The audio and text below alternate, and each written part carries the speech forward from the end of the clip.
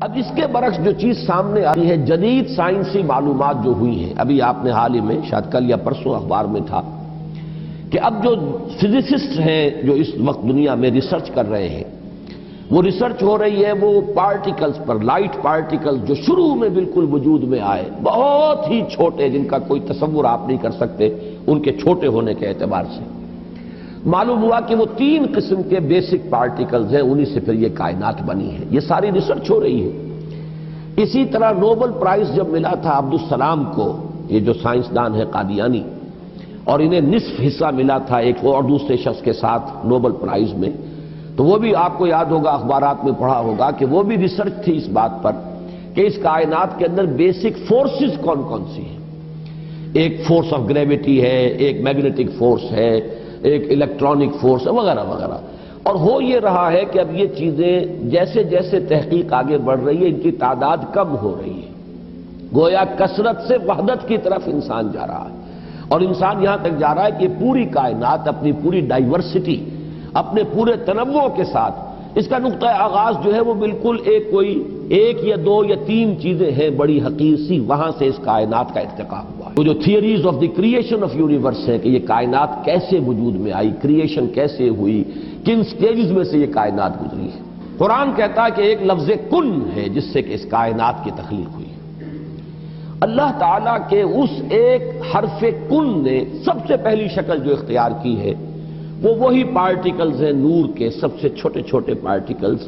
یہ خنک نور کا دور ہے جس میں کہ حرارت نہیں تھی، گرمی نہیں تھی، ٹھنڈی روشنی، ایک بسیط نور تھا کہ جو اس حرف کن کے ذریعے سے وجود میں آیا۔ یہ جو دور ہے خنک نور کا، ذہن میں رکھیے، اس میں ابھی حرارت نہیں ہے، اس میں گرمی نہیں ہے، جو بھی ہے اندر پوشیدہ ہے اس کے، وہ بعد کا مرحلہ آئے گا جب میں عرض کروں گا۔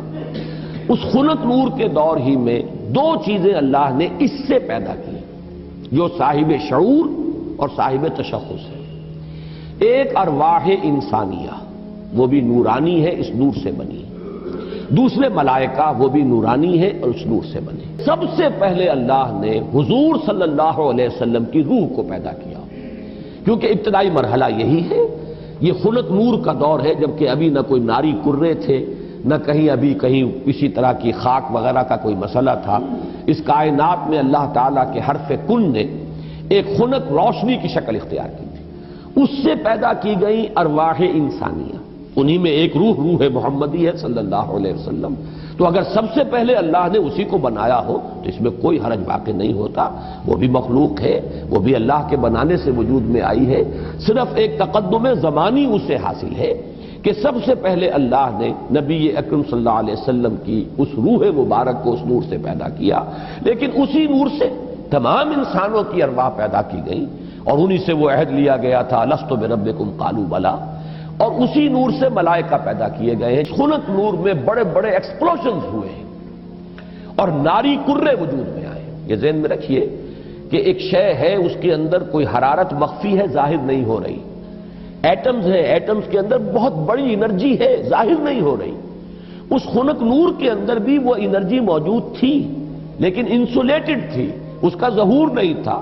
لیکن جب ایکسپلوژنز ہوئے ہیں تو پھر یہ کہ بڑے بڑے ناری کرے وجود میں آئے۔ یہی ناری کرے ہیں جن کو ہم سورج کہتے ہیں، بہت بڑا ناری کرہ ہے سورج، اس کے اندر کمبسشن کا عمل چل رہا ہے، عمل احراق ہے، اس کی حرارت کا ہم تصور نہیں کر سکتے۔ بڑے اور نہ معلوم کتنے سورج ہیں اس کائنات میں، یہ نہ سمجھیے کہ ایک ہی سورج ہے۔ یہ ایک سورج کے گرد ہمارا جو یہ ہے ایک سولر سسٹم ہے، کنبہ ہے اس کا، کہ اس کے گرد جو ہے یہ سیارے چکر لگا رہے ہیں، کرے ہیں، اور نہ معلوم کتنے سورج ہیں۔ پھر ایک سورج ہے اور ایک ستارے ہیں، ان ستاروں کے گرد یہ سورج اپنے کنبوں کو لے کر چکر لگا رہے ہیں۔ بہرحال ہم یہاں پر جو ہے اصولاً جو بات سمجھنا چاہ رہے ہیں اس وقت وہ یہ ہے کہ یہ سیکنڈ سٹیج ہے، تنزل ہے یہ، کہ اب اس خنک نور میں جب ایکسپلوژنز ہوئے ہیں تو وہاں سے بڑے بڑے ناری کرے وجود میں آئے۔ یہ ایکسپلوژن کا لفظ میں جان بوجھ کر بول رہا ہوں، اس لیے کہ جدید سائنس میں، جدید فزکس میں ایک لفظ استعمال ہوتا ہے دی بگ بینگ تھیوری، اس کا نام ہی ہے دی بگ بینگ تھیوری، کہ ایسا معلوم ہوتا ہے کہ ایک وقت میں کوئی بہت بڑا دھماکہ ہوا جس سے کائنات وجود میں آئی۔ اب یہ دھماکہ جو ہے بگ بینگ تھیوری جو ہے، یا تو یہ ہے کہ اس کو تعبیر کیا جائے گا اس حرف کن سے، کن، وہ کن کیسا ہوگا جس نے اس پوری کائنات کو وجود بخشا ہے، اس کا ہم تصور نہیں کر سکتے۔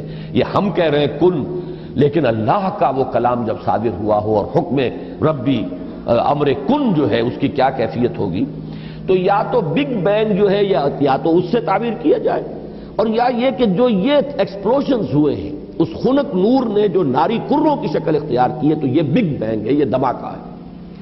یہ دور ہے کہ جس میں اس آگ سے اللہ نے تیسری مخلوق پیدا کی۔ میں نے اب پہلے دو کر دیے نا، نور سے دو مخلوق، انسانی ارواح اور ملائکہ۔ دوسری سٹیج پر یہ تیسری مخلوق پیدا ہوئی ہے، جنات ہے، یہ آگ سے بنائے گئے ہیں۔ قرآن بار بار کہتا ہے وَالْجَانَّ خَلَقْنَاهُ مِن قَبْلُ مِن نَارِ السَّمُومِ۔ قرآن مجید میں سورہ رحمان میں بھی ہے، اللہ تعالیٰ نے انسان کو پیدا کیا ہے مٹی سے، لیکن یہ کہ انسان کو بنایا ہے آگ کی لپٹ سے۔ بار بار آیا ہے یہ مضمون تو قرآن مجید میں، اور جنوں کا معاملہ جو ہے، اور یہ کہ سورہ ہجر میں فرمایا گیا وَالْجَانَّ خَلَقْنَاهُ مِن قَبْلُ، یہ پہلے پیدا ہوئے انسانوں سے۔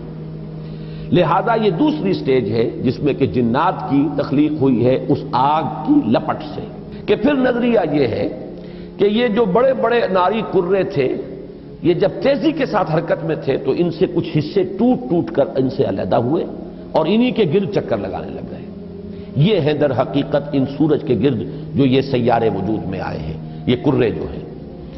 پھر یہ ٹھنڈے ہونے شروع ہوئے، اور ان میں جب ٹھنڈا ہوا ہے وہ ناری کرہ، تو اوپر جو ہے کرسٹ آیا، راکھ، جیسے انگارے کے اوپر راکھ آ جاتی ہے، راکھ ٹھنڈی ہوتی ہے، اندر انگارہ موجود ہے، ذرا سی راکھ ہٹ جائے اگر اور آپ کی انگلی جو ہے اس انگارے کو ٹچ کر جائے تو جلے گی، لیکن اگر راکھ اوپر ہے تو وہ آپ کو محسوس نہیں ہوگا۔